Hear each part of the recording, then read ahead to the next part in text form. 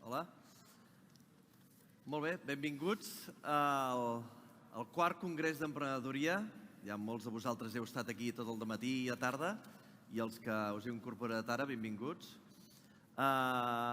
És un orgull que sigui el quart congrés, i esperem que tinguem el cinquè i el sisè.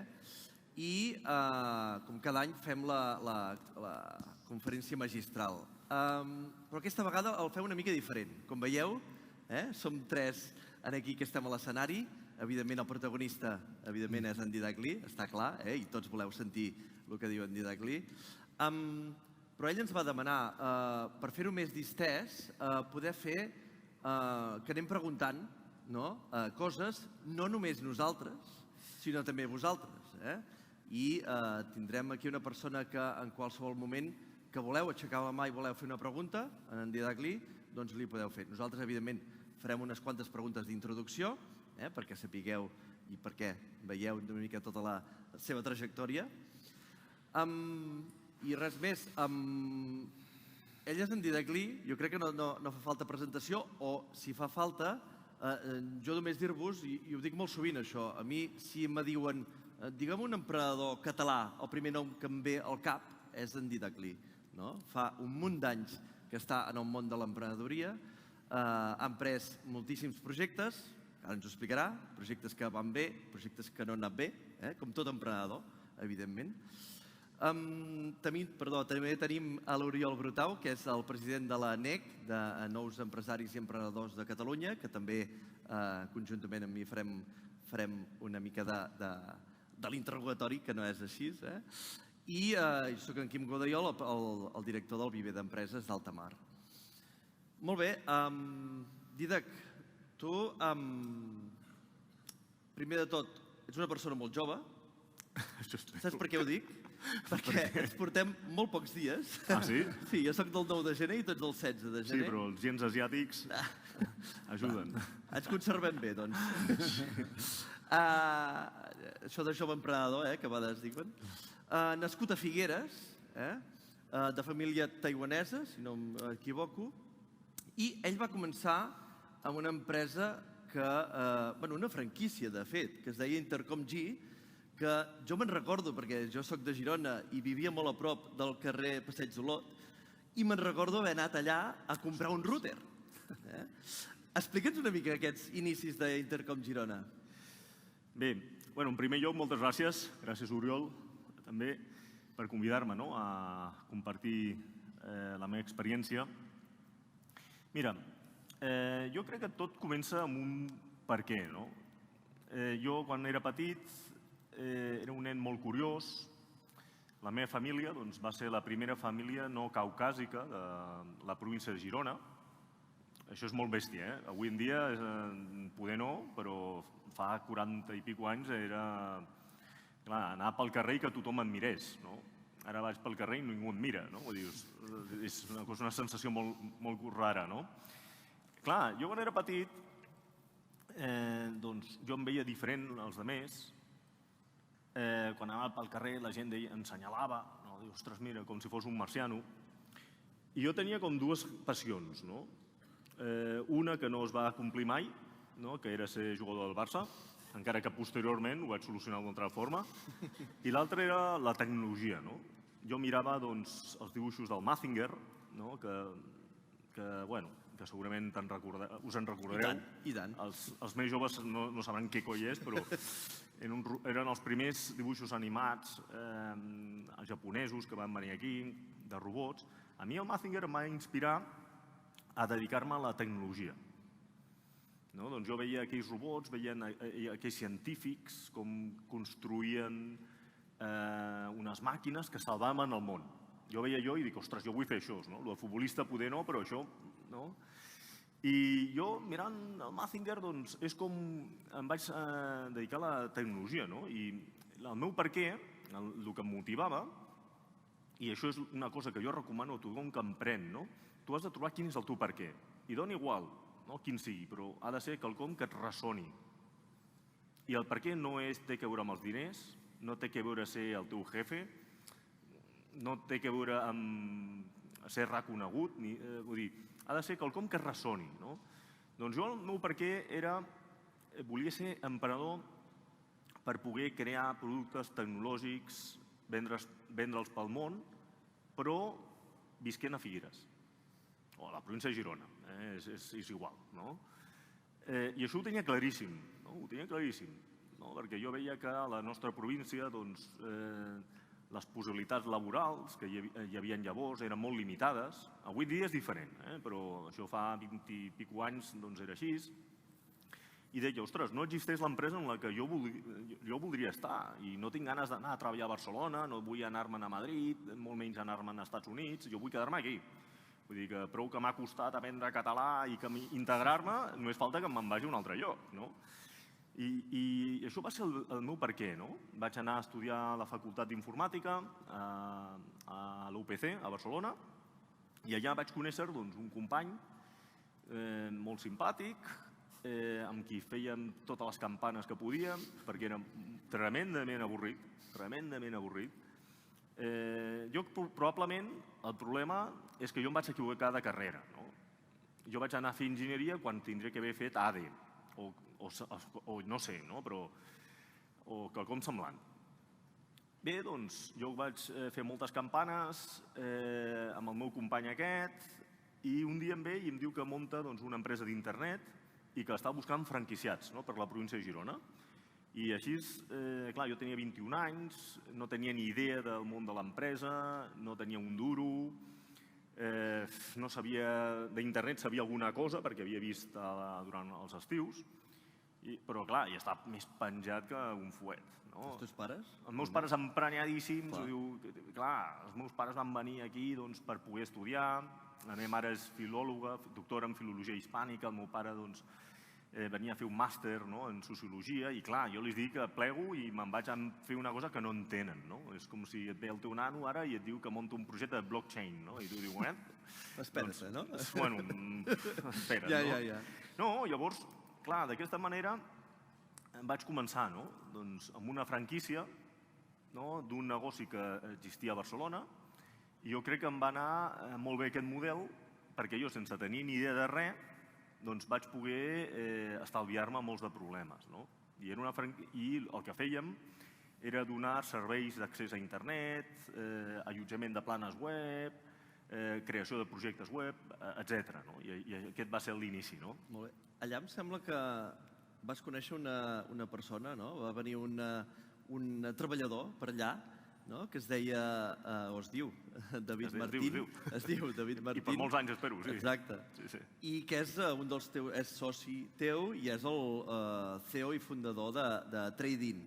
Suposo que coneixeu, i si no, és un dels e-commerce més grans a tota Europa de material esportiu. Factura, em sembla que, no sé si facturarà aquest any cap a 400 milions, o poc li falta, no? Poc li falta. Què li vas veure a en David quan va venir a treballar amb tu? Sí, però espera't, abans que contesti. Jo he de dir que en Dídac i en David em venien a vendre hosting. Doncs mira, imagina't. Important, És a dir, que d'alguna forma jo vaig ser dels seus primers clients allà, I tant. Era aquell raconet on tenies 4 màquines. Potser jo també li vaig veure coses amb ells. Imagina't fins on han arribat, Imagina't fins on han arribat. Per suposat, no? Mira, la història amb el David és que un dia un amic un dia estava jo a l'oficina i apareix un paio amb xancles, amb pinta quinqui, amb mal aspecte, jo el veig així de lluny i va venir a deixar el seu currículum. Vull dir, anava a renovar-se el DNI, estàvem allà al carrer Ximenis llavors, i anava al govern civil. Sí, el govern civil allà al costat. I una pinta, el tio, vull dir que jo pensava, ostres, quin tio més quinqui que ha entrat aquí. I tal com va deixar el seu telèfon, doncs va anar a la papelera. I tot just unes hores després m'escriu un amic, diu, escolta, que et vindrà a veure un amic meu, que es diu David Martín, ja sé que té pinta quinqui, però l'has de rebre, que és molt bo, és molt intel·ligent. Diu, ostres, jo, literalment, agafant la papelera, buscant el telèfon, sí, perquè dius, hòstia, aquest tio, jo pensava que ens venia aquí a picar, o jo què sé, tenia una pinta de pastillero, el tio, i vaig fer un cafè amb ell i clar, no era difícil veure que era un fora de sèrie. perquè tenia aquella brillantor als ulls, aquella gana, aquella motivació. El seu currículum era molt brillant, no? Posava que estava segon de carrera de la universitat i que els estius treballava com a cap de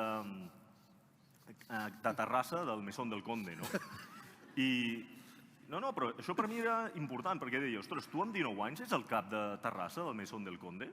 El Mesón del Conde allà a l'estiu està a tope i ell porter gestionava 10-15 cambrers de 8 del matí fins a 1 de la matinada. Clar, i ell ho explicava així una mica com avergonyit, no? Bueno, sí, això als estius, però després estudio a la uni. Jo vaig veure això, no? Vaig veure aquesta brillantor als ulls, el que feia als estius, dic, aquest tio, i dic, bueno, mira, jo ara no tinc feina, però, escolta, si vols entrar de becari, doncs, llavors va entrar de becari, tenia 19 anys, vull dir, perquè ara ho expliques no, però ell llavors tenia 19 anys, i allà a l'empresa, doncs, clar, de seguida va començar a ser becari, el vam contractar, amb molts esforços, perquè, clar, jo no teníem una empresa que anàvem superjustos, jo no tenia calés, ni per pagar-me a mi, però, clar, dic, ostres, doncs, mira, li vaig poder contractar a temps parcial, a temps total, va passar de ser programador a ser responsable tècnic, no? I va fer carrera allà, no? Fins que un dia em va venir i em va dir que, bueno, no sé, portàvem treballant junts 8 anys, no? Que deixava l'empresa perquè tenia una oferta per ser soci en una companyia. I et juro que va ser el pitjor dia de la meva vida professional. El pitjor dia, no? Vull dir, jo crec que mai ho havia passat tan malament per doble motiu, no? Perquè per un costat jo era com el Barça perdre el Messi, no? Doncs jo tenia la mateixa sensació, no? I per un altre costat, el burro que havia sigut de no adonar-me en compte. Perquè, clar, una persona amb qui treballes cada dia un fotimer d'hores, que el coneixes molt bé, que acaba sent amic teu, que tu no t'adonis compte que ell vol ser emprenedor, és un pecat, no? Doncs se'n va anar, va estar uns anys fora i en l'ínterim, un dels nostres projectes, que era una botiga de submarinisme, jo faig submarinisme i vaig muntar una botiqueta de submarinisme, vam rebre una oferta de compra per un competidor, l'oferta no va sortir bé i amb el meu soci va dir, què podem fer aquí? Jo vaig suggerir que tenien que fitxar un director general que fos emprenedor, amb esperit emprenedor, i vaig suggerir el David. Clar, però això tu li expliques a un financer de Barcelona, que per ells les empreses són Excels i números, no ho entenc, perquè diu, és que aquest tio, quins estudis té? Els mateixos que jo, no? Si va deixar la carrera a segon. Aquest tio, quin MBA té? Bueno, el de la vida, no? Aquest tio, clar, sobre el PP era impossible. I a sobre, com se'n recordaven de la pinta quinqui que fotia, és que era pitjor encara, no? Vull dir, aquell, estàs segur? Però si aquell... Clar, ens va costar un any, entre convèncer jo els meus socis que el contractessin. I després, un cop que el vaig convèncer, fer-li una oferta perquè vingués amb nosaltres, tornés. Li vam fer una proposta i bé, i el David, per mi, a part de ser el meu soci, és un gran amic, per mi l'estimo com si fos el meu germà i per mi és el millor emprenedor d'Espanya. Carai. El millor. Ell va portar l'empresa de 2 milions fins, no sé... Sí, no para de créixer cada any. I espero que continuï així, no?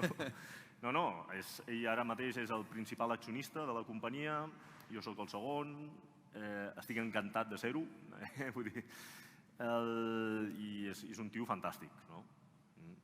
Molt bé. No, jo et volia dir que Nosaltres comptàvem tenir el millor emprenedor d'Espanya aquí, però aleshores ara ja no serveix de res.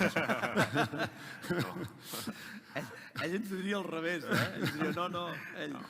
Bé, no, Didac, la història és coneguda per molts i és així. A vegades, Oriol, és millor ser el soci del millor emprenedor d'Espanya que ser el millor emprenedor d'Espanya. Correcte. Perquè el que està allà treballant ara és ell, Mentre jo puc estar aquí. Bueno, i amb el Black Friday per demà deu venir un mà de marrons. Bueno, sí. Clar. Sí. Que s'ha de fer, Vull dir, sí. Però és curiós, per exemple, ens explicaves d'alguna forma la conferència parla de l'emprenedor del futur, no? Sí. I ara parlàvem del passat. És a dir, d'alguna forma és cert que som la nostra història d'alguna manera, no? I jo volia una mica que ens llancessis cap endavant. Tu has passat pel Barça, ens has parlat de trading, de tot on estàs tu ara. Anem a parlar del futur. És possible, i potser no serà així, però en el passat ser emprenedor, de fet, la paraula emprenedor és singular, no? Emprenedor. Un tenia una idea, una visió, començava amb franquícia, sense franquícia, fitxava algú, però de cop i volta ens trobem que el món s'ha fet més complex. Aquest matí ens deien que cuidado amb les empreses o amb les emprenedories que només estan amb una sola persona. És possible que ja hagi canviat o que en el futur emprendre no sigui singular, sigui en plural? És clau, és important el company de viatge? Mira, jo crec que l'emprenedoria, com moltíssimes coses a la vida, no hi ha regles fixes. Cap. Bueno, hi ha una, que t'equivocaràs constantment.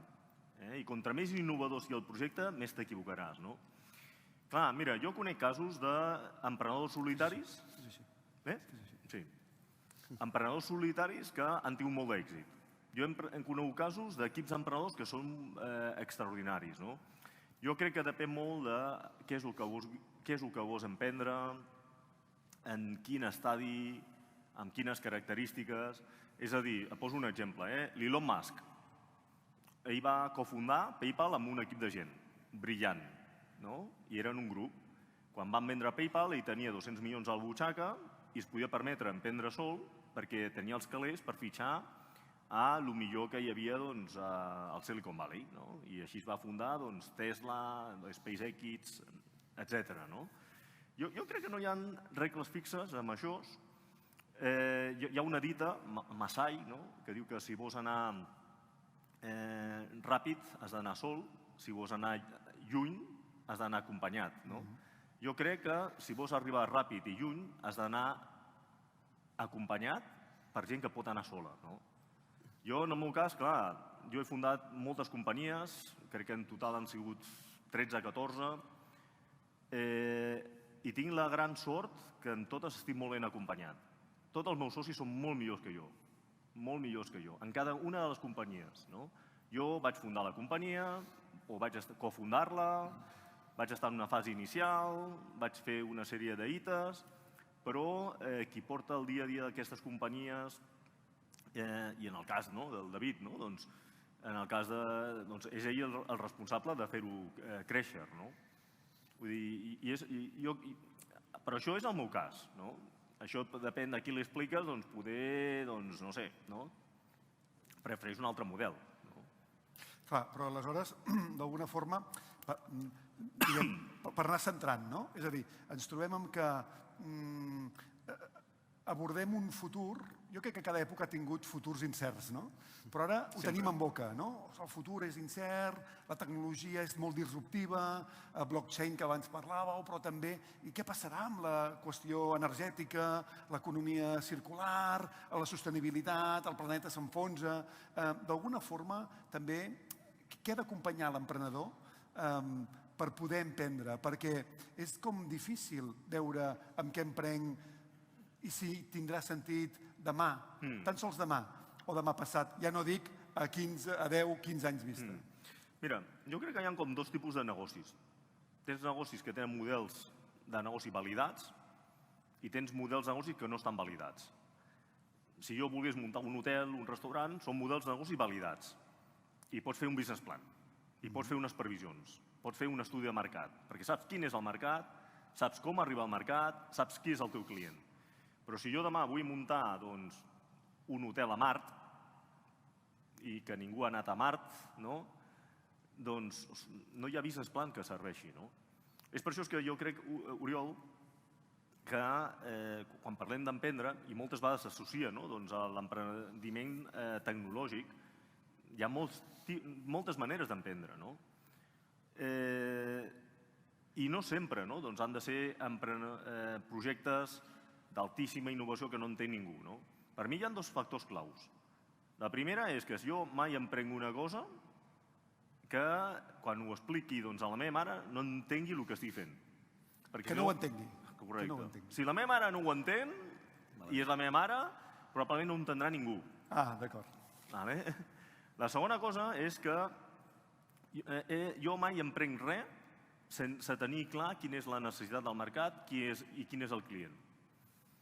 Perquè en temes de tecnologia, un dels errors que cometem els emprenedors tecnològics és centrar-nos en el producte i no en el mercat. I això prometo que m'ha costat sang entendre-ho, però sang. Perquè jo pensava que jo fotria un producte de puta mare, es vendrà sol, m'ho trauran de les mans, i diu, per què això és necessari? Sí, perquè fa servir tecnologia no sé què. Diu, no, tu, lamentablement, lamentablement o no, vull dir, això és com és, no? Doncs en qualsevol empresa el més important són les necessitats del client, ja s'està allà. Clar, jo quan vaig començar érem una colla de friquis que estan tots tancats a l'oficina fent coses rares que a vegades no en teníem ni nosaltres. No ens anava malament, perquè nosaltres estàvem molt mal acostumats que teníem col·laboradors, partners, com tu, que podien comercialitzar, però clar, vivíem en una mena de bombolla. Clar, quan vaig començar a desenvolupar els nostres propis productes, pensàvem que es vendria igualment. I no és així, no? I és per això que jo crec que, si bé el futur és incert, les necessitats dels clients no ho són. I centrar-te en les necessitats dels clients jo crec que és el primer punt. Per tant, quan tu ets inversor i has invertit en diverses empreses, per tant, quan veus una presentació o veus un emprenedor que també presenta el seu projecte, què hi busques de l'emprenedor o què vols veure, què intentes captar de l'emprenedor per dir inverteixo o no inverteixo? Hi ha molts factors, però el primer de tot és que m'expliquin quin és el problema del mercat i de forma molt fàcil de comprendre, que acostuma a ser una forma molt simple, clara. Quina és la necessitat dolorosa que té el mercat? Quin és el dolor que vols resoldre? Perquè hi ha com dos tipus de productes. Els productes que resolven mals de caps i els productes que teòricament et poden anar a fer millor. Clar, a mi m'encanta entendre quin és el problema que resol el teu producte. Per mi és molt important entendre quin tamany de mercat té, perquè potser és una cosa que té molt de sentit, però el mercat és molt petit. I en moltes ocasions el problema és un problema d'enfoc. Vull dir, que dius, ostres, jo tinc un producte que pot fer 1000 coses, però m'he centrat en un nítxol molt petit. Òbviament, sempre és bo començar per un nítxol i d'allà vas creixent, però no s'ha de deixar de veure mai, o sigui, no ens hem de despistar i no hem d'oblidar que el tamany del mercat és important. I l'equip? I després l'equip. Què vols veure Mira, l'equip? d'equip hi ha dues formes. Jo crec que tu tens equips de gent supercontrastada, que han treballat en altres startups, que han treballat en corporacions, i això és el fàcil. O sigui, et ve un equip, que són 3 tipus, que han sortit de Google. Això no és garantia de res, però és una senyal. Però moltes vegades tens equips de nanos superjoves, que no han treballat mai enlloc, que no tenen el mateix currículum que el David, o el meu, i, ostres, veus que tenen un focus molt clar al client, tenen un focus molt clar a com es comercialitza. Ara mateix hi ha una companyia que a mi em sembla fantàstica, que no puc compartir el nom, però és un xaval que té 26 anys, fa un producte educatiu que és fantàstic, i parles amb ell i són ventes, ventes, ventes, clients, sistemes de ventes. Això és una bona senyal, no? Clar. I després veus les xifres que maneguen i aquest tio ja... Clar, quan parles amb ell tot es referencia a les ventes, no? I per mi és una cosa que és el que realment importa, no? I això... Millor que parli de ventes que no pas de producte o servei, no? Que és a vegades el que quan un emprenedor ve parla massa. A veure, al final el que s'ha d'entendre és que els emprenedors no busquen productes, busquen empreses. I una empresa és una suma entre una necessitat del mercat, una solució a aquesta necessitat i un equip que ho fa realitat. És la suma d'aquestes tres coses, no? Clar, aquells emprenedors que només parlen de la solució, i el mercat, doncs ja ho veurem, doncs per l'experiència personal que tinc, doncs acostumen a ser projectes que no acaben d'anar tan bé, no? En canvi, tots aquells que estan enfocats a la necessitat del client, tard o d'hora acabaran trobant una solució, no? Molt bé. Recordo... Mira, tenim aquí una pregunta. Sí, ara. Anava a dir, recordo que el públic pot preguntar i he vist la mà aixecada. Perfecte. Aquí davant. Hola, bona tarda. Tenia una pregunta en quant a l'equip, que comentaves que també és molt important. Has tirat enrere bastants projectes perquè l'equip no t'ha acabat de convèncer o alguna vegada has fet alguna inversió dient, bueno, ja veurem, potser això ho redireccionem? Mira, quan em veu un equip superbo, el que fan quasi me'n dona igual.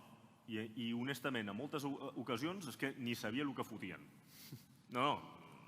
De fet, mira, aquí hi ha un exemple, hi ha una empresa que hi vaig invertir, que és un nano extraordinari, amb el seu soci que és extraordinari, a dia d'avui encara no sé el que foten. Vull dir que... No, t'ho prometo. M'ho ha explicat 20 vegades. Sí, és un tio una mica xungo, el que aixeca la mà. El fem pujar, que ens expliqui. No, que em posa a parir. Després el farem parlar. No, aquest no el podem fer parlar perquè em posa a parir. No, però, clar, veus, un tio, en aquest cas, són una gent que el fundador jo el conec perquè vam estar uns anys en el Barça. Després va fundar exitosament una companyia del segment legal. Allà ell tenia un rol comercial i visitar clients. I parles amb ell i són ventes. El seu soci també estava en el Barça, per tant el coneixia de fa molt de temps. Va ser el primer tio que vaig fitxar pel club. Jo sabia que la seva feina és un tipus molt bo fer producte. Clar, tens un tio de ventes i un tio de producte. Encara que, bueno, això que no entenc el que facin és mentida, ho estava exagerant, més o menys ho entenc, però clar... Però al revés? Perdó? Al revés? Que tinc una idea molt bona però l'equip no et convenci, què fas? Et tires enrere o...? Jo he invertit en equips bons, amb idees dolentes o que no en tenia, però mai he invertit en un projecte que l'equip fos dolent. I, ojo, equip dolent també s'ha de posar entre cometes, perquè ara, mira, la meva última inversió va ser un nano que té 17 anys. Carai. I quan el vaig conèixer tenia 16. Ostres. És que ni tan sols pot estar al consell d'administració de l'empresa, perquè és il·legal. Legalment no pot. Vull dir, sí. No, i a veure si ens foten un puro, perquè, clar, no acaba l'ESO. Vull dir que...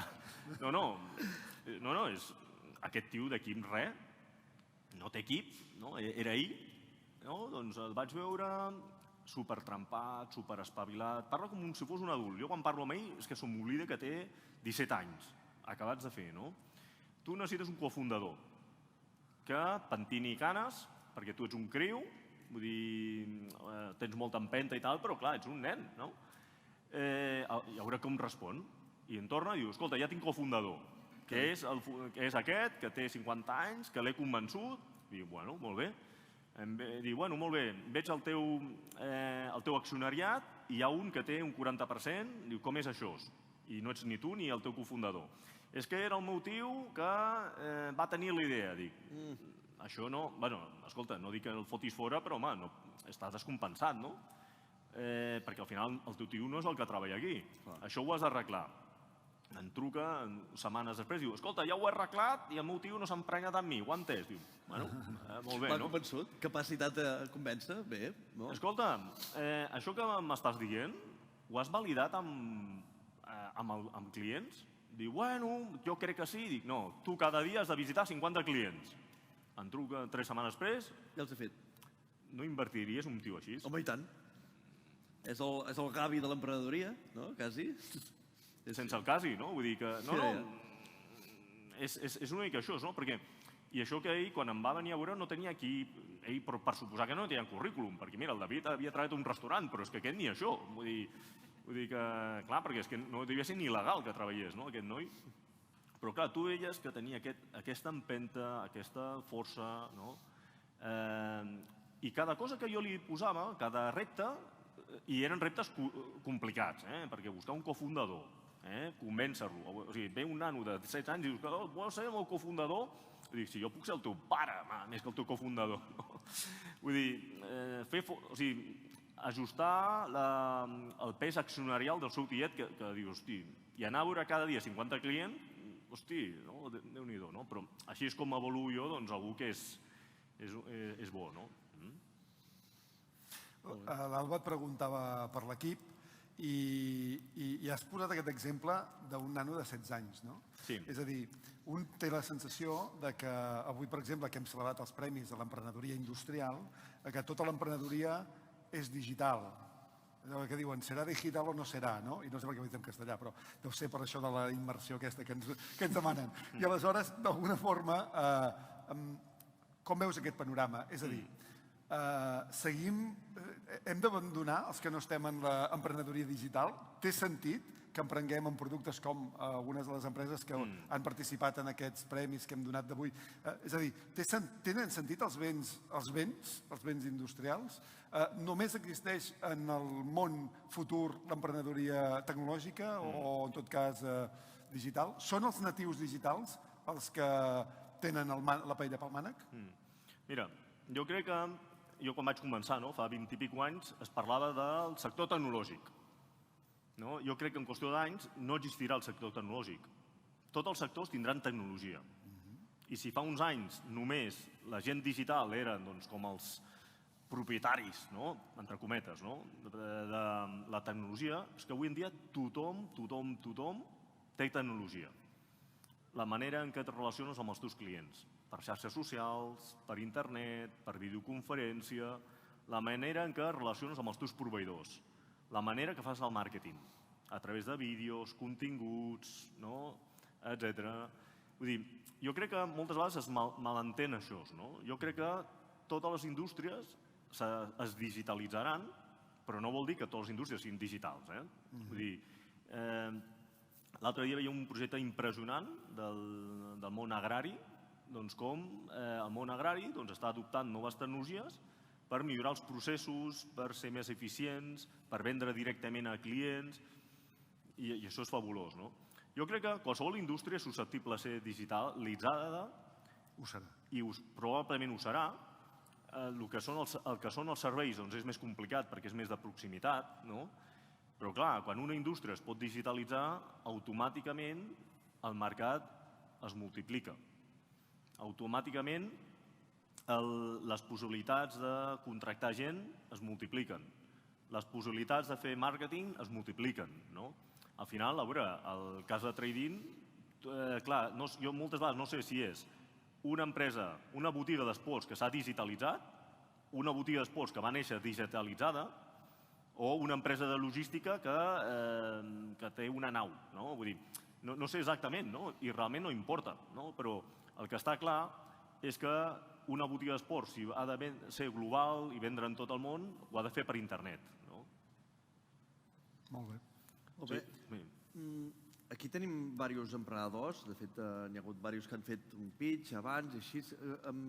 Quin consell els donaries, ja que estan en aquestes etapes tan inicials, que estan buscant, lògicament, clients, estan validant mercat, estan buscant finançament, probablement. Quin consell els donaries en aquestes etapes tan inicials? Mira, jo no soc de donar consells. De fet, el consell que li donaria és que no fotin cas a ningú. Doncs quina experiència, no? Perquè si jo hagués hagut de fer cas del que em deien, doncs ara seria cuiner, segurament. Vull dir, o advocat, com volia la meva mare, que estava ja... No sé per què, però a les famílies xineses que el teu fill fos enginyer o advocat o metge era, bueno... A les catalanes també, bueno. No, però és que els meus pares estan obsessionats, no? I diu, però el meu pare, has d'anar a estudiar dret. Diu, però per què? Podem-t'ho fer sentat, no? No, vull dir, però una obsessió, vull dir, però, ostres... Un clàssic, sí. Bueno, hi ha coses que són universals, no? Sí, sí. A veure, És aquell paradigma, no?, que algú explicava, de que tots volen ser funcionaris o treballar a la caixa, aquí i allà, i als Estats Units, tothom volia ser emprenedor, no? Bueno. Teníem aquesta consciència, no? sí, però jo suposo que al final, clar, en l'època dels meus pares jo tenia molt de sentit, però al final la gent ha de ser el que li doni la gana, no? Sigui emprenedor, sigui funcionari, sigui advocat, sigui metge, el que li doni la gana, no? I no ha d'estar condicionat, no? El problema dels consells és que algú que poder ha viscut el mateix que tu, però en un temps diferent i amb persones diferents, és una realitat totalment diferent. A mi quan em ve un emprenedor i diu, escolta, a mi m'ha passat això amb el meu soci, què faries? Encara que a mi em va passar això, és el mateix, però poder això fa 20 anys era diferent. Era diferent, no? Per això, jo no escoltaria mai consells, no? A veure, els has d'escoltar, has d'escoltar tothom, però has de prendre les decisions que tu creguis que has de prendre i dona igual si qui t'ho diu és el Bill Gates o si és, jo què sé, qui sigui, no? La segona cosa, que més que un consell és una recomanació, és que moltes vegades els emprenedors, quan anem a explicar el nostre producte, sempre ho fem en primera persona. I quan jo crec que el més important, que quan tu vas explicar un producte, ho has de fer pensant en la persona amb qui tu estàs parlant, amb les teves necessitats. Vull dir, molt poques vegades, per la meva experiència, amb el que m'he trobat, doncs els emprenedors parlen dels meus problemes, de les meves necessitats. Què fan? Parlen del seu producte, de la seva tecnologia, dels seus certificats. Rebo un correu d'una companyia que fa consultoria d'uns temes i em diu, escolta, Didac, volem convidar un sopar amb el nostre conseller delegat que ha vingut de no sé què, que parlarà dels nostres plans estratègics pel 2022, parlarà de com afrontarem el mercat i, escolta, m'importa un pito. Vull dir, parla dels meus problemes, de quins problemes tinc jo que tu em pots ajudar a resoldre. Doncs jo això sí que és el tema. I és una cosa que crec que és molt cultural. Als Estats Units, quan parles amb qualsevol, és que és focus al client, a les necessitats, com et puc ajudar a vendre més, com et puc ajudar a reduir costos, com et puc ajudar a ser més eficient, com et puc treure mal de caps. I en canvi, a Europa, especialment aquí, parlem més de nosaltres, i això seria un... En relació a això i en els entorns incerts que dèiem del futur, hi ha una paraula que està sempre, que els consultors diem sempre quan parlem d'emprenedoria, i segurament tu a les teves classes, que és la visió. Tot comença amb una visió, no? Però és que ara tenim un tel opac perquè, parlant de les necessitats, costa molt endevinar les necessitats que tindran els nostres clients d'aquí 10 o 15 anys, no sé si estàs d'acord amb tu, amb mi, amb aquest concepte, perquè estan apareixent solucions a una velocitat tan ràpida que quan tu penses en una possible necessitat està solucionat entre 3 vegades en 4 països diferents i amb una inversió capital risc que el Facebook ha comprat amb 1.000 milions. Aleshores, d'alguna forma, com de vigent és ara la visió d'un emprenedor que vol resoldre una necessitat i que, potser ni existeix, segon, potser me la imagino, i tercer, algú l'està solucionant 33 vegades mentre jo l'estic pensant. Joder, vaya pregunta. Bueno, era quasi una conferència. A veure, jo em recordo, quan estava emprenent, vaig crear un producte que jo pensava que solucionava un problema en concret. Concretament, solucionava el correu brossa, l'espamina. Puc dir-ho? Sí, clar. Te l'has venut? Sí. Clar, jo havia fet un software de seguretat de correu i quan el vaig llançar, 6 mesos després surt el Bill Gates dient que l'espam s'acabaria. O sigui, imagina't. Després veig que el nostre competidor dels Estats Units havia rebut, no sé, 300 milions en inversió. Nosaltres havíem rebut un, o dos. És irrellevant. Després veig, el dia següent, que Google compra el nostre competidor americà. Després veig, clar, dius, ostres, què faig? Jo suposo que hi ha com 2 tipus de producte, els que són de B2B i els de B2C.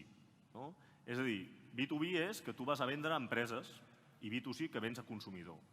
Jo crec que la venda a empreses, la venda B2B, com era el meu producte aquest, costa molt perquè és lent, has d'anar, has de convèncer, però un cop que tens aquests clients costa més que et deixin. I encara que hi hagi una mica de tot, normalment no existeix un sol guanyador que tingui tot el mercat. És a dir, si tu fas software de comptabilitat, encara que Microsoft tingui software de comptabilitat, és que és un mercat tan gran que poder tu, només tinguent els clients del teu poble, és suficient per viure bé. I poder la gent del teu poble no valora tant l'eina informàtica, sinó que valora que tu estiguis allà quan tinguin un problema. Que si agafen el de Microsoft, doncs mira, quan tenen un problema no trucaran al Bill Gates. Doncs és això. En canvi, el que són els productes B2C és diferent. Un producte B2C com l'Instagram. Clar, en B2C normalment hi ha un que guanya a tothom i el que guanya es queda amb el mercat. Com a molt hi haurà 2 o 3. Per exemple, els buscadors. Només es coneix un. El número 2, el número 3, probablement ja directament no existeix. I mira que és un mercat que és immens, però és B2C, hi ha la característica que el que guanya, domina, és el clar dominador del mercat i només hi ha un, i no té competència. És per això que jo suposo que quan tu has d'emprendre, tu has de decidir si vas al mercat domèstic, particular, o si vols anar al mercat d'empresa.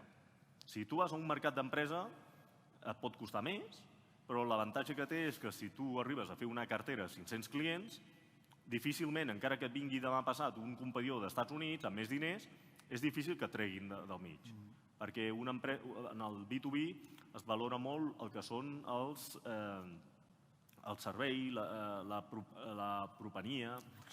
Exacte. En canvi, si tu vols fer un Instagram 2, clar, el que sigui més pròxim, menys pròxim, si et dona servei o no dona servei, és que és irrellevant totalment.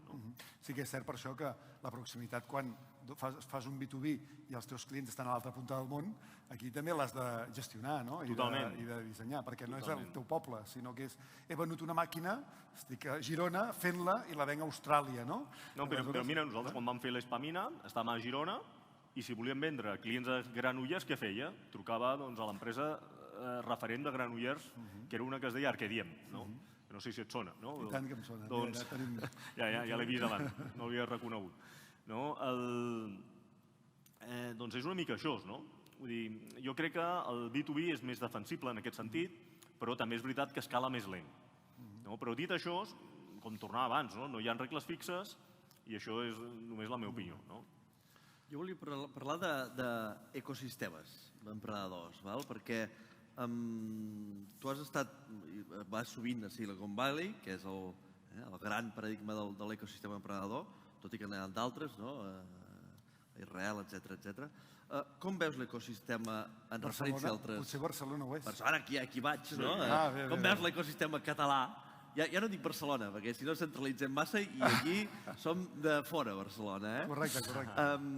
Com veus l'ecosistema català, en general, ja sé que Barcelona evidentment agafa molt, com el veus en referència a les altres parts del món que tu has vist? Mira, a mi, honestament, la meva opinió és que a mi em dona igual si som l'ecosistema número 24 del món.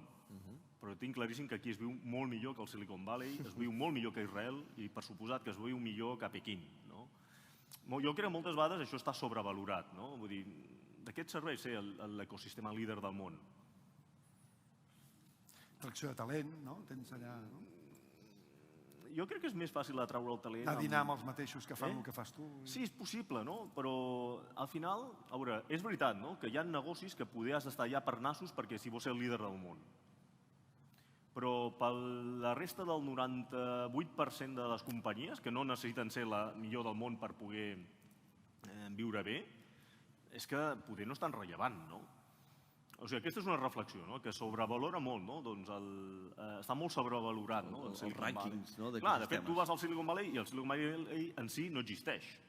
És un estat mental, vull dir, és com el Silicon Valley és una àrea geogràfica com, no sé, com la província de Girona, posa-li... Bueno, província de Girona és província de Barcelona, Doncs que tens 4 ciutats, que tenen empreses allà, però és més un estat mental, un estat d'ànim, que una altra cosa. O sigui, per un americà, nosaltres estem al mateix ecosistema que Barcelona. Perquè, de fet, és més a prop, Girona a Barcelona, que Palo Alto de San Francisco. Bueno, més o menys deu estar a la mateixa distància, no? Clar, llavors, per mi està molt sobrevalorat. Dos, el fet d'estar aquí no t'impedeix en ser global. Al final, Trading està en un poble. Estem a Celrà, vull dir que és petit, no sé quants habitants heu tenir, però... 4 o 5.000. 4 o 5.000, no? I, clar, i no passa res. Però això no treu que tu com a emprenedor tinguis el teu equip a Celrà i viatgis per tot el planeta, no? I estiguis obert a tot el món, no? I més avui en dia que ser global és molt fàcil. És que no cal ni que hi vagis al Silicon Valley. Ara, a base de Zooms, una de les coses positives que ha generat la pandèmia és que tu pots ser global sense moure't de qualsevol lloc del món, no? I això, que no és un tema trivial, ha fet obrir els ulls a molta gent que inclús estaven al Silicon Valley, que diuen, ostres, però per estar aquí, tal com estem, podríem estar a Miami, que fa millor temps, que tot val la meitat, i a sobre es viu millor. Però clar, algun dia molts d'aquests s'han de donar en compte que, ostres, millor que Miami hi ha un lloc que és la província de Girona, que és millor encara. Costa Brava, No, però és igual. No, on vulguis, dona igual. A l'Empordà, Girona... No, però és que és igual. Catalunya en general. Vull dir, vagis on vagis, en la meva humil opinió, doncs és millor, no? I a nivell d'emprenedors, també? Has vist la qualitat d'emprenedors que hi ha i el nombre d'emprenedors que hi ha aquí? Allà al Silicon Valley és veritat que la densitat d'emprenedors brillants és altíssima. És com la NBA, no? Vull dir que els millors del món van allà. O sigui, el que fa Silicon Valley és tenen una atracció de talent brutal. Brutal. És com si tu ets jugador de bàsquet, vols jugar a la NBA. Doncs això fa que la NBA de l'emprenedoria tecnològica sigui al Silicon Valley, no? Però clar, el món no es redueix al Silicon Valley. Jo podés el 1% de la riquesa mundial, el 2%, no sé quin percentatge és, però que hi ha vida fora d'allà, no? I jo crec que cada territori ha de jugar amb les seves armes. Jo crec que nosaltres estem en una situació privilegiada, perquè clar, jo quan vaig allà vas dir, sí, molt de Silicon Valley, però escolta, la teva vida aquí és un rotllo. Jo acostumo a passar els estius allà, abans del Covid, passo 2 o 3 mesos, a part que vaig un cop cada un mes, 2 mesos, per temes de feina, però jo vaig allà lo just, de dilluns a dijous i el divendres estic aquí. Vull dir, no vull estar ni 2 hores més, perquè estàs allà i és com estar en un polígon industrial. És com anar, doncs, no sé, on està el Media Market, aquí a Girona, vull dir, això és el Silicon Valley, vull dir que la gent no es pensi que vas allà i és Disneylàndia. Jo crec que la qualitat de vida, els valors socials que tenim aquí, la gastronomia, jo en la meva humil opinió, són millors, aquí. Molt bé, Jo et volia... Perdona, no sé com anem de temps, Quim. No, anem bé. No sé si hi ha ningú, jo et volia preguntar, parlant de Silicon Valley, dels ecosistemes que et preguntava en Quim i això, des del punt de vista de valors, des del punt de vista de la responsabilitat que tenen els emprenedors quan impacten en el medi, en el planeta, en relació a les altres. Avui és el Dia Internacional de la Lluita contra la Violència a la Dona. No sé si ho he dit així ben bé, però ja m'heu entès. D'alguna forma, què us inspira en els emprenedors, o què els inspira en els emprenedors en relació als valors? Tenim allà militància?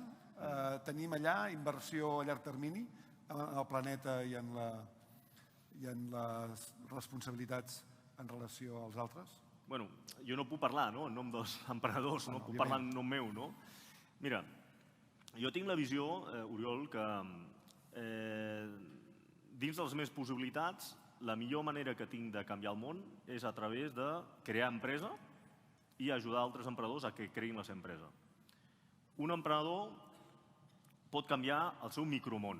Jo no sé si pot canviar el món, perquè això és una moto que a vegades et venen i que en algunes vegades es passa, però la gran majoria de vegades no passa. Però tots els emprenedors, dona igual si tens una persona, 2 persones o 1.000, canvies el món d'aquelles persones. I depèn de lo responsables que siguis, doncs passarà una cosa o una altra. Jo sempre he cregut que com a emprenedors tenim una responsabilitat en respectar la gent, ensenyar que s'ha de respectar la gent, s'ha de fer, doncs, contribuir a la societat, no?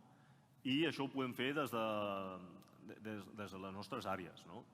I la tendència que jo observo, veient especialment les noves startups que surten, jo crec que qualsevol emprenedor avui en dia que tingui menys de 40, això ho té incorporat.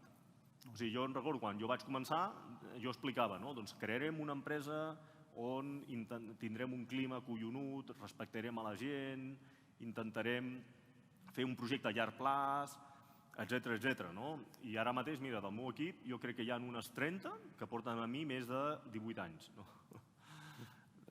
30, eh? 30, sí. És a dir, clar, tu vas allà, no sé, vas un dia a trading i si fixa't veuràs els mateixos que veies a Intercomgi, una mica més gordos i calvos, però te'n vas a no sé on i veus que són els mateixos, no? Vull dir que jo crec moltíssim en això, no? Però això que fa 26 anys era quelcom molt friqui o molt raro o era utòpic, avui en dia, clar, jo vaig a qualsevol startup, veus l'ambient que hi ha, veus no sé què, i això per què és, no? Perquè avui en dia, si tu pots ser un emprenedor i ets un capullo, el talent bo s'anirà. Per què? Doncs perquè hi ha molta oferta. Hi ha molta oferta. Abans la gent aplicava per treballar amb tu. Avui has de convèncer la gent que vingui a treballar amb tu. I li has de vendre l'empresa, no? Li has de vendre el projecte, li has de vendre no sé què, no?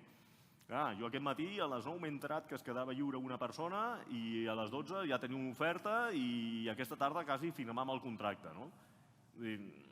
Perquè, el talent s'ha de cuidar, s'ha de desenvolupar, no? I això és fonamental, no? Molt bé. Hi havia una pregunta, sí, aquí al costat. Bona tarda a tots i merci. Bona tarda, Didac. Et recordis algun moment especialment complicat d'algun projecte, d'alguna inversió que vas fer i què vas aprendre?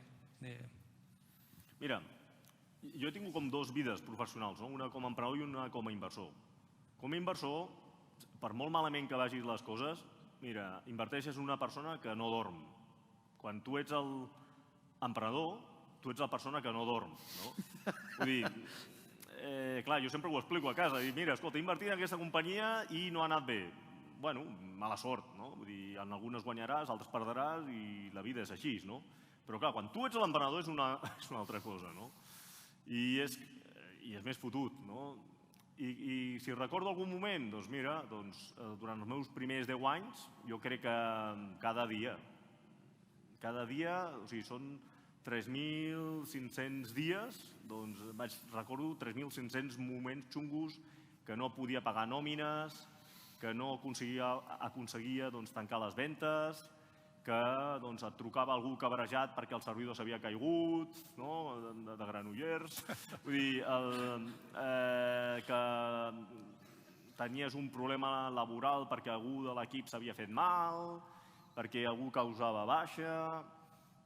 És constant, no? O sigui, jo no us enganyaré, vull dir, emprendre és una marató a llarg plaç, que fins que no arribes al break-even de caixa, no arribes a tenir una certa estabilitat, és com fer una travessa pel desert, no? Vull dir, i passaràs de tot. I el problema és que no saps quan s'acaba el desert, no? O sigui, tu saps quan comences però no saps quan acabes, no? I això és una travessa pel desert llarguíssima, no? I dolorosa, no? I que requereix molts sacrificis personals, familiars, econòmics, per suposat, molt de desgast, però, malgrat tot això, la recompensa val la pena. Perquè jo crec que no hi ha res més que valgui la pena que poder decidir el destí d'una persona. Molt bé. Jo m'agradaria preguntar-te pel Barça. Ja tardaves. Ja ho sabies.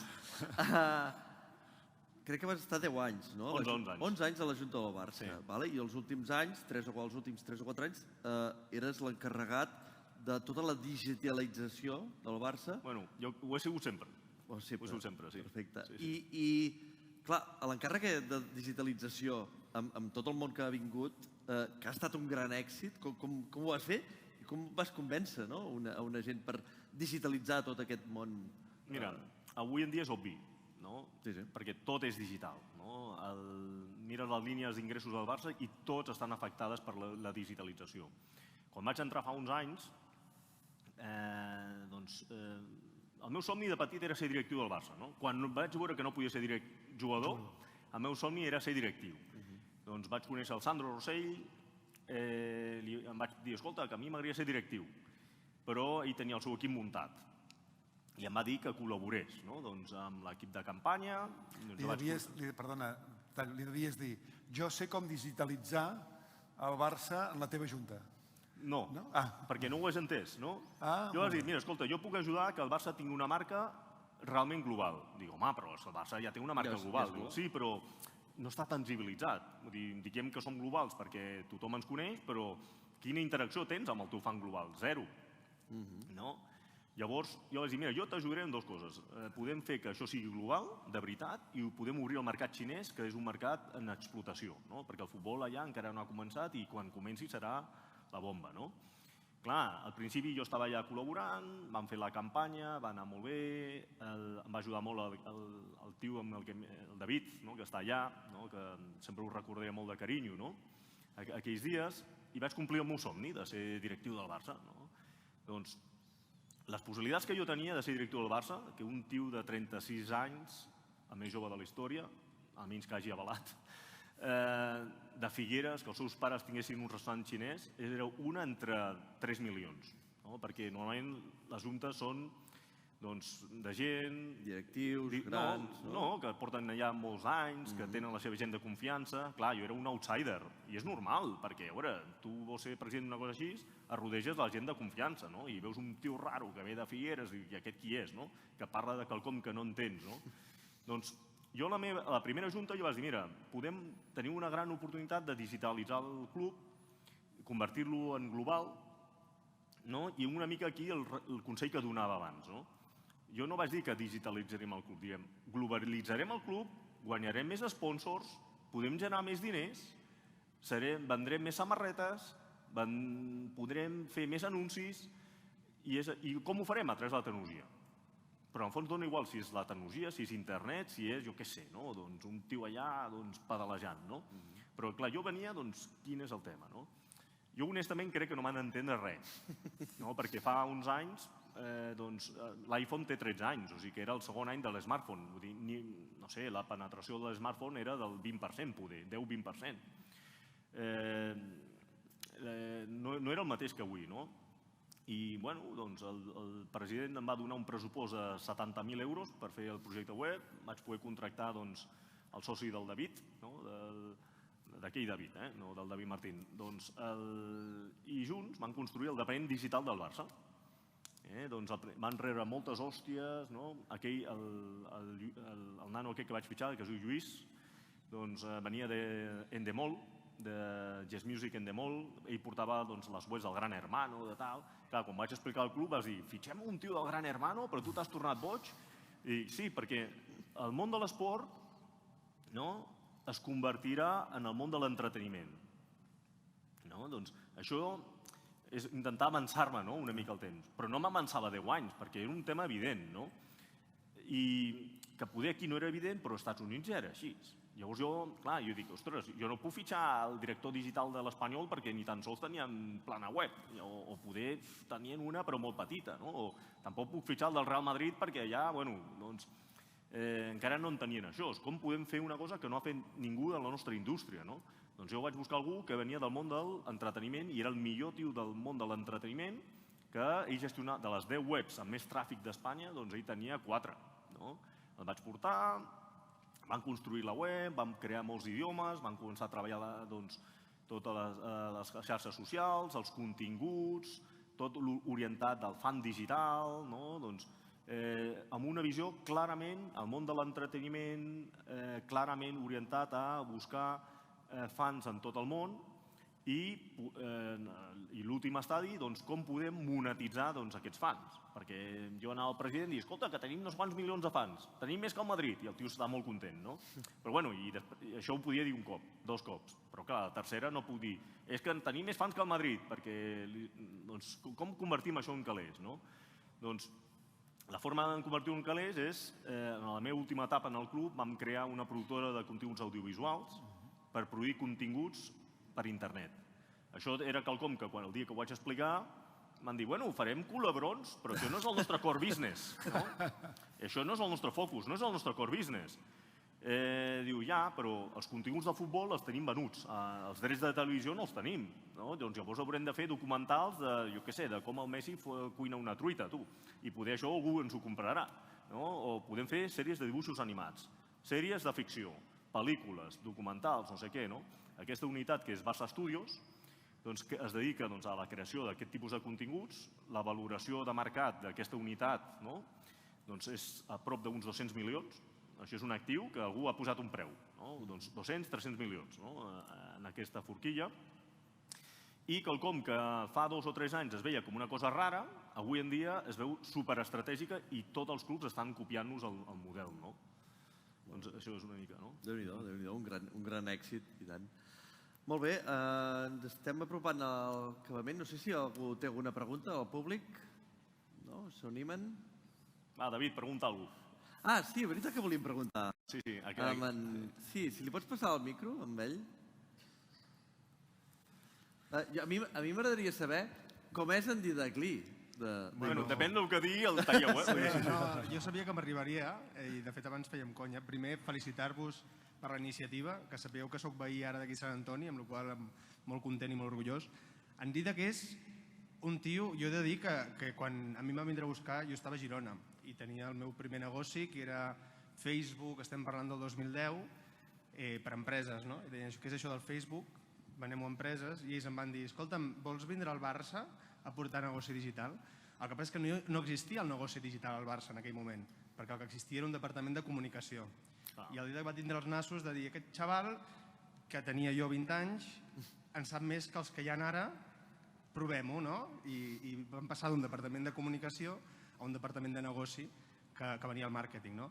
Amb la qual cosa el Didac et recordaré cada cop que em diguis això de no escolteu els consells, si us ensenyo el meu WhatsApp en tinc 15 cada dia, però sí que és veritat que jo personalment podria dir que, a part d'un mentor i un gran amic, és una persona que es preocupa, que en sap molt, que a vegades és una mica pesat, però el ser pesat també fa... Jo li poso les piles. Poso les piles. Però el ser pesat és, doncs, gràcies a l'escola aquesta del Barça, en el meu cas, no? Doncs jo vaig estar al Barça 2 anys. Imagina, el tio de recursos humans que deies, hem de fitxar aquest noi que ve de Girona, que té 20 anys, que no té cap experiència. Ell diu que feia això al Facebook, però tu treballaves en el, com es diu, el bar aquell que tenia. Sí, jo a part d'això ja estava a la universitat, amb la qual havíem de fer alguns dijous, i vaig muntar el Michigan, que després va fer Platja d'Aro, doncs el primer el vaig muntar jo a Girona. Sí, però això no ho has d'explicar, perquè si no... Si no hi ha menys, no? Sí, i no hi res. No, el que passa és que quan fas una cosa innovadora no pots seguir el manual. Perquè si en lloc del departament de negoci digital, que no existia, hagués sigut el negoci de patrocinis que existeix, home, jo no el puc contractar. Has de buscar algú que tingui currículum, perquè això, doncs, bueno, són faves comptades, saps el que has de fer, com ho has de fer i ja està. Però quan has de crear quelcom que ve nou, no hi ha un manual que digui com fer un departament digital. Llavors, els emprenedors tenim l'oportunitat de crear productes innovadors i els productes innovadors no segueixen el manual. Sí. No, per acabar, que em preguntaves, jo estic al món de l'emprenedoria gràcies a ell, perquè al final em posa al Barça, estic 2 anys fantàstics, sobretot perquè el ser empleat del Barça tenia que anaves a veure la Champions gratis, amb la qual ara hi haurà molts anys que els pobres empleats igual no hi van, però en el meu cas sí, i el fet de tindre un referent en el món de l'emprenedoria va fer que jo marxés del Barça els 2 anys, muntés Red Points, i Red Points, després de 7 anys, que vam tindre una sortida molt interessant i molt bona, muntés una altra, que és Pridatech, que és la que diu que encara no sap què fem, que ha d'invertir. Però explica el que feu, a veure si ho entens. Jo sobre això us donaré una anècdota. Posa't a peu. Sí, no, cap problema. I així a veure si vens algú. Vinga. No, de fet, jo us donaré alguna que a mi em funciona molt bé per la gent que diu que no sé què feu, no? I alguna que també vam fer a Red Points és explicar amb qui treballem. A vegades és molt més fàcil, si aconseguim treballar amb marques reconegudes, dir amb qui treballem, perquè després fem l'efecte aquest aspiracional de si aquests estan amb aquest, igual no sé del tot què fan, però és evident que aquests que els han contractat sí, no? I molt ràpid, RatePoints al final és una empresa que el que fa és protegir continguts digitals, fer producte fals a internet. Quan jo vaig sortir al Barça va ser el primer client de RatePoints, amb la qual va ser una necessitat que vaig veure per la volta del Paint, sobretot enfocar-nos molt al Paint, un problema que no estava resolt amb tant de contingut, amb tant de producte online, què passava amb aquestes falsificacions. I Pridatech al final el que m'ha donat l'experiència de RatePoints és dir, molt bé, B2B, RegTech, LegalTech, què hem après? Al final, si hi ha una necessitat i hi ha algú que aquesta necessitat no la té coberta, te la comprarà. Qui te la comprarà? Aquell que entengui el que fas o que, al contrari, vegi que si els competidors o aquelles marques importants hi són, doncs també tenen aquest component, com es deia, aspiracional. Amb la qual cosa, quan aneu inversors com el Didac, intenteu tindre alguna marca reconeguda, el que li diuen el flagship, i dir, Didac, tu no saps qui soc, però Pridatech està amb Wallapop, està molt a Luz, estem amb Gorillas, estem amb marques molt reconegudes, i després si us entén ja l'hòstia, de segur que us inverteix. Però sí que és una cosa que ajuda molt en aquest sentit. Bueno, però explica què feu. Què fem nosaltres? Pridatech al final, totes les empreses del món tenen un problema que és la gestió de les dades personals. I aquest és el gran punt on nosaltres vam veure que hi havia alguna cosa que no funcionava. I és que amb la pandèmia i és que amb dades sensibles hi havia un problema en la gestió, però una gestió d'identificar quines dades teníem, de veure quin control i quin seguiment es feien. Amb la qual cosa el que vam fer en Pridatech va ser una plataforma, és una plataforma pràcticament única al món, que el que ens permet és identificar, controlar i sobretot després accionar qualsevol necessitat amb dades privades, privacitat de dades. Privacitat de dades vol dir des d'analitzar els riscos que tenen per la salut dades més personals o dades sensibles. O què passa si me'n vaig als Estats Units? Als Estats Units hi ha regulacions diferents en cada un d'aquests punts. Amb la qual cosa nosaltres el que hem fet, que ara mateix estem a Espanya, Anglaterra, Alemanya i Estats Units, és simplificar en una única plataforma totes les necessitats i obligacions que tingui qualsevol empresa del món, sobretot tecnològica, amb el que és el compliment i les seves necessitats d'escalar amb el que són privacitat de dades. I això és el que fem. Molt bé, gràcies. Un aplaudiment. Vinga, sí. Merci. Molt bé, per cert, exsoci de Josep Coll, un gran emprenedor que tenim que està com un llum. A Sant Feliu, que està com un llum, i que munta uns shows, no sé si l'has vist últimament, que munta uns shows que ens agradaria portar-los algun dia per aquí, que estaria molt bé. Molt bé, no sé si hi ha alguna altra pregunta, si no farem una pregunta final. L'Oriol farà una pregunta final? Jo? Sí. Acabo de guardar el paper, però... Voluntari. No, una mica en relació al que comentava abans en Quim, no? I és, en el context... Avui han passat moltes coses aquí. Jo et felicito, Quim, perquè realment els que hem estat tot el dia aquí, des de les classes que hem tingut magistrals fins a l'Elevator Pitch i tal, i els premis de l'ANEC i d'això, però d'alguna forma jo et volia preguntar, Didac, a la fi tu ets un ambaixador també de Catalunya pel món, no? És un honor.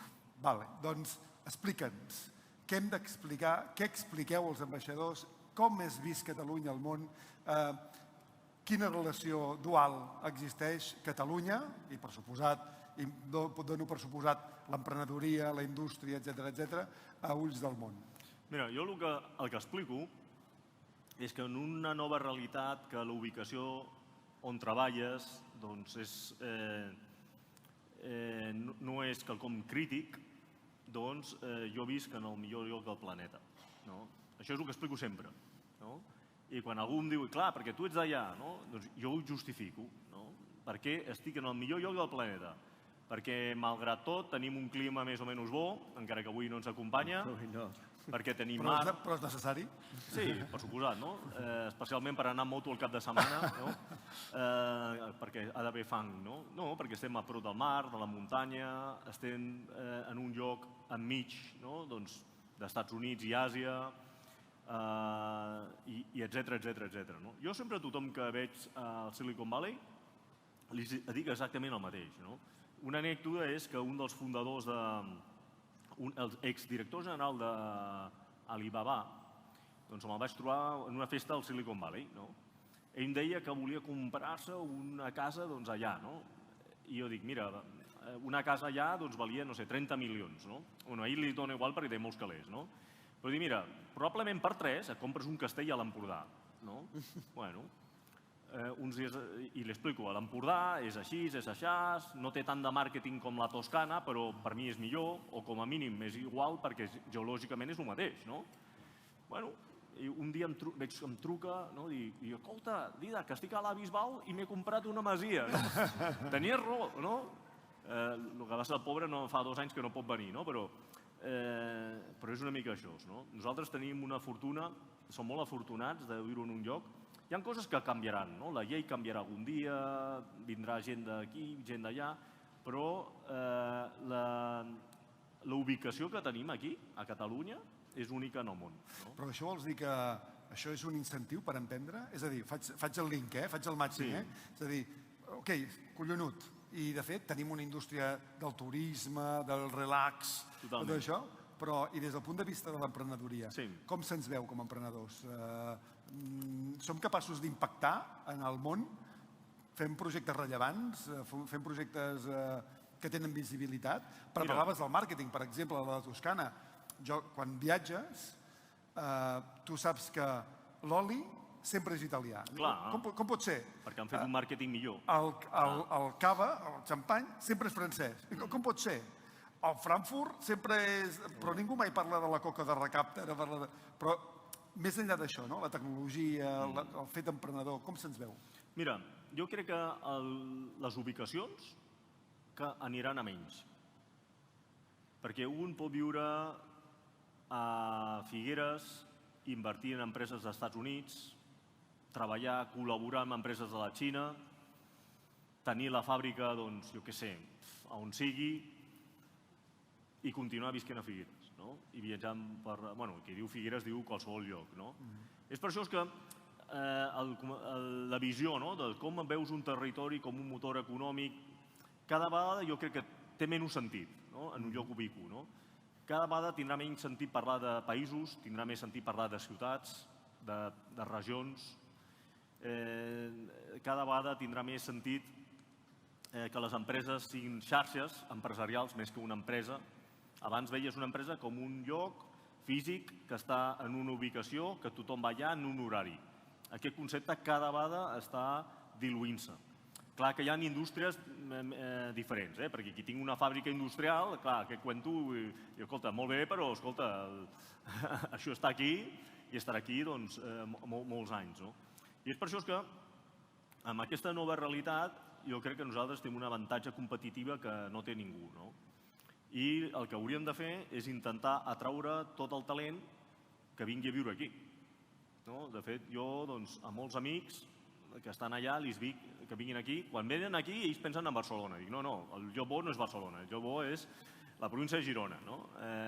Sempre els dic. I ja he aconseguit que alguns d'aquí, mira, aquest, el d'Alibaba, algun altre de no sé on, no sé si el germà de l'Elon Musk té una masia de per aquí a prop, vull dir, perquè jo crec que cada vegada es va... Com a lloc de residència és quelcom important. Si després emprenen des d'aquí, des d'allà, ho fan tal, és que jo crec que cada vegada serà més irrellevant això. Això en deien les desurbanitzacions, no? Això en diuen, que la gent surt de fora les... Passa a petita escala, oi? També passa a petita escala que la gent surt de Barcelona i...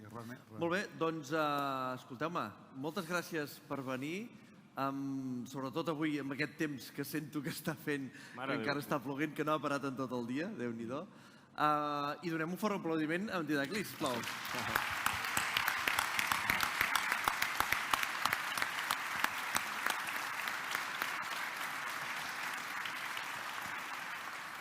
Gràcies i fins l'any vinent o fins demà, els que veniu demà al Congrés. Gràcies.